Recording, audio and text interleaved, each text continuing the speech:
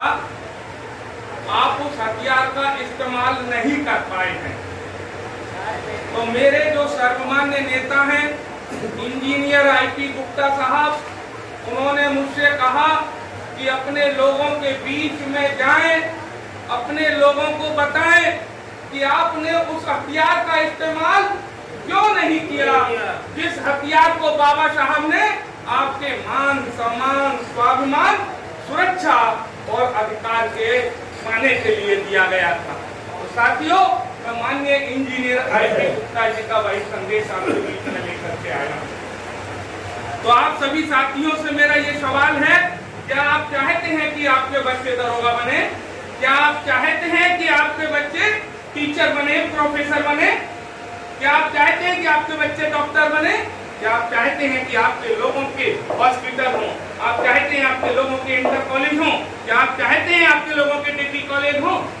मैं ये आपसे पूछना चाहता हूँ, अगर आप चाहते हैं और आप ये चाहते हैं कि आपकी बहू बेटी की तरफ कोई टेढ़ी नजर से न देखे, और देखे तो आपके युवा उसको चीर फाड़ करके रख दें, इतनी हिम्मत और ताकत आपके युवा बच्चों में हो। आप ये चाहते हैं? ये सब कुछ अगर चाहते हैं तो ये जो काम होना है उसके लिए आपको शासक बनना होगा। क्या बनना होगा?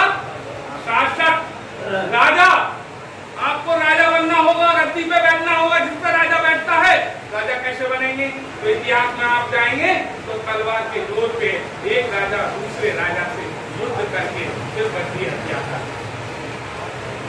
आपको भी युद्ध करना होगा, आपको युद्ध करना होगा, क्योंकि आपको वो गद्दी हथियानी है जिस गद्दी पे बैठ करके फरमान जारी होते हैं, जिस गद्दी पे बैठ करके तमाम गरीब मजलूमों की आप एक आदेश पर मदद कर सकते हैं।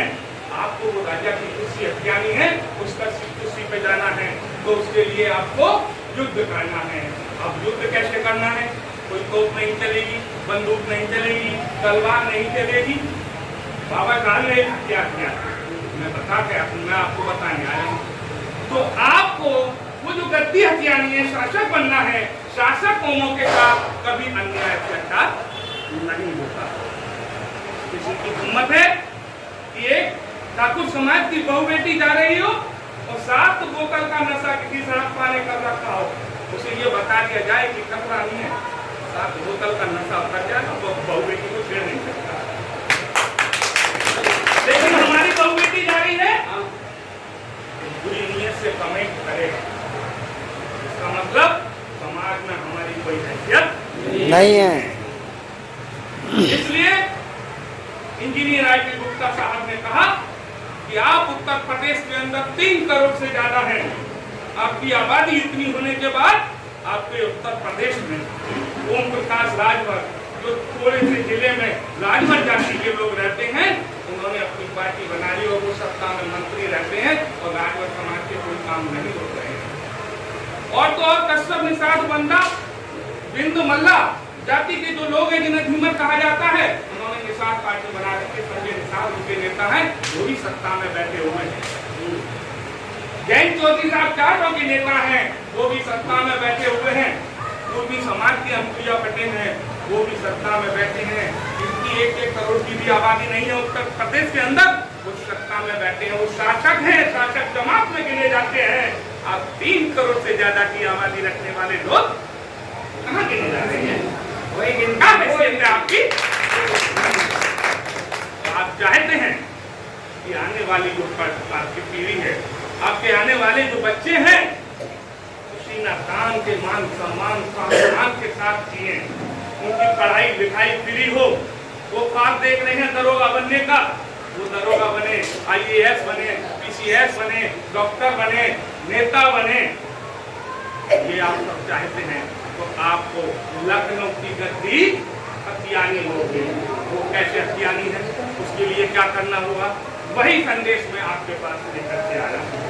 तो इंजीनियर आईपी गुप्ता साहब ने कहा है, उत्तर प्रदेश के कोरी समाज के लोगों, मुझे मात्र 2 दिन दे दो। इंजीनियर आईपी गुप्ता कह रहे हैं, उत्तर प्रदेश के कोरी समाज के लोगों, मुझे केवल 2 दिन दे दो, मैं उत्तर प्रदेश का राजा बना दूंगा, शासक बना दूंगा। आपको गद्दी पर बिठाऊंगा। तो 2 दिन तो 2 दिन कैसे देने हैं? उनका कहना है कि जगदीश माहौल प्रदेश के अंदर मैंने आपको प्रदेश अध्यक्ष बनाया है, आप संगठन का विस्तार करें। मैं संगठन का विस्तार करने के लिए आपके मथुरा आया हुआ हूँ और जिलाध्यक्ष आज मैं लेटर दे के जाऊंगा। संगठन का विस्तार कर रहा हूँ। दूसरा जो संगठन मेरा बनेगा उस संगठन के माध्यम से मेरा समाज जो तमाम गलियों में, पतली चौड़ी गलियों में रहता है, गरीबी अमीरी में रहता है, उस एक एक घर तक इंजीनियर आईपी गुप्ता साहब का वो संदेश पहुंचाना है जिससे आप शासक बनेंगे। तो गुप्ता जी ने कहा कि मुझे 2 दिन चाहिए। तो 2 दिन कैसे चाहिए कि पहले दिन वो 1 तारीख फिक्स करेंगे कि मथुरा में फला दिन रैली है इंडियन इंक्लूसिव पार्टी की। उस दिन जो कोरी समाज के लोग हैं जो ये चाहते हैं कि मुझे मेरे बच्चों के लिए, उनके भविष्य के लिए इस गद्दी की लड़ाई लड़नी है और मेरे समाज का व्यक्ति सबसे बड़ी गद्दी पर बैठेगा लखनऊ में, तो उसके लिए समाज के लोगों को बस इतना सा करना है जैसे कोई मेला दशहरा जाता है, घर का ताला लगा के जाता है, किसी दर्शन को जाता है घर का ताला लगा के जाता है, किराया वाला अपनी जेब से खर्च करता है। तो एक दिन जिस दिन मथुरा के अंदर रैली हो, मेरे समाज के लोगों आप समझ लेना वो रैली नहीं है, युद्ध का मैदान है और उस युद्ध के मैदान में आपको अपने बच्चों के भविष्य के लिए लड़ने के लिए जाना है। तो लड़ने के लिए जाना है तो क्या करना है कि अगर कुर्सी न मिलनी है तो 5 घंटे खड़े रहना होगा। भाड़े को पैसे नहीं है तो पड़ोसी से उधार मांग के लेके जाओगे, आपके लिए कोई बस नहीं मिलेगी। ये लड़ाई है आपकी। धूप पड़ रही है तो 5 घंटे तक रैली में धूप में खड़े रहेंगे, इधर उधर नहीं। ये लड़ाई है आपकी। तलवार और बंदूक से नहीं लड़नी है। भूख लगी है तो 5 घंटे भूखे मैदान में खड़े रहेंगे उस रैली के में। अगर ये लड़ाई आपने लड़ ली तो कोई भाई का लाल नहीं कि उत्तर प्रदेश की गद्दी पे लखनऊ पे कोई समाज को बैठने से कोई लोग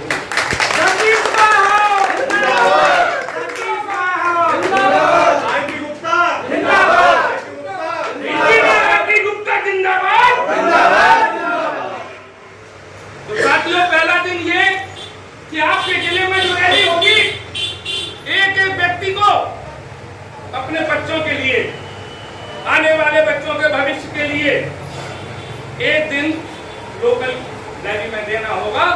और दूसरी जो रैली होगी वो रैली होगी लखनऊ के सबसे बड़े मैदान में। जैसे उन्होंने बिहार में गांधी मैदान पटना में 13 अप्रैल को 13 लाख की भीड़ जुटाई थी।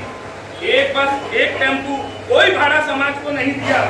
उन्होंने कह दिया लड़ाई तुम्हारी है, लड़ाई इंजीनियर आईपी गुप्ता की नहीं है, लड़ाई तुम्हारी है, लड़ाई जगदीश माहौल की नहीं है, लड़ाई तुम्हारी है, लड़ाई पूर्व चेयरमैन साहब की नहीं है। जिस दिन आपने सोच लिया, समझ लिया ये लड़ाई आपकी है, आपके बच्चों की है, किराया भाड़ा आप खर्च करेंगे, ताला घर का आप लगाएंगे, खाने का इंतजाम करके बोतल आप अपने थैले में रखेंगे और युद्ध के मैदान में जहाँ रह लिए वहाँ पहुंच जाएंगे। वो युद्ध का मैदान है। पहला युद्ध का मैदान आपने फतह कर लिया तो 6 महीने बाद मैं लखनऊ के मैदान में एक बार और बुलाऊंगा। और लखनऊ के मैदान में अगर 26 लाख की आपने भीड़ जमा कर दी, जैसे बिहार के अंदर 13 लाख की भीड़ हुई है और 26 लाख की भीड़ आपकी जमा हो गई लखनऊ के मैदान में, समझ लेना कि गद्दी आपके हाथ में आ चुकी है, बस आपको बैठना बाकी रह गया है। तो ये 2 दिन इंजीनियर आईपी गुप्ता साहब आपसे मांग रहे हैं। तो 2 दिन के लिए जगह जगह घर घर परिवार को आपको सिर्फ इतना जागरूक करना है कि आपने 78 साल में न जाने कितने नफा नुकसान उठाए होंगे, न जाने आपने कितने नुकसान उठाए होंगे। एक बार अपने नेता की बात मान करके दिल्ली में जरूर जाना है। ये बात मैंने यहाँ तक की बता दी थी। आईपी गुप्ता साहब आपसे 2 दिन मांग रहे हैं। और साथियों, हर समाज के अंदर चंद अगुआ लोग होते हैं और वो अगुआ लोग जो होते हैं उन्हीं के ऊपर पूरे समाज का भागोल होता है। और वो एक इंजन के रूप में होते हुए चाहते हैं तो समाज को सही जगह ले जाते हैं, तो वो चाहते हैं उस समाज को गड्ढे की तरफ ले जाते हैं। तो क्योंकि अब जो चुनाव आने वाला है, चुनाव तो 1.5 साल एमएलए के चुनाव को रह गया।